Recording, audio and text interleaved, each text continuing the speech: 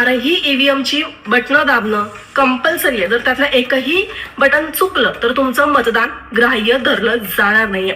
तर तुम्हाला ईव्हीएम मशीन्सचे 4 किंवा 2 मशीन्स त्या ठिकाणी दिसणार आहेत. तुम्हाला अ, ब, क, ड असं दिसेल त्या ठिकाणी. प्रत्येक जागेसाठी वेगळ्या उमेदवाराची यादी देखील असणार आहे. त्यामुळे उमेदवारांच्या संख्येनुसार ईव्हीएमची रचना देखील ठरवली जाणार आहे. अ जागेसाठी पांढरा रंग आहे, ब जागेसाठी गुलाबी रंग आहे, क जागेसाठी पिवळा रंग आहे, तर ड जागेसाठी निळा रंग दिला गेलाय. त्यामुळे तुमचा गोंधळ होण्याची शक्यता कमी आहे. त्याचप्रमाणे प्रत्येक ईव्हीएम वरती तुम्हाला उमेदवाराचं नाव दिसणार आहे, त्याचं निवडणूक चिन्ह स्पष्टपणे दिसणार आहे. त्यामुळे जर अ जागेसाठी बटन दाबल्यानंतर लाल रंगाची लाईट लागेल, याचा अर्थ त्या जागेसाठी मतदान पूर्ण झालंय.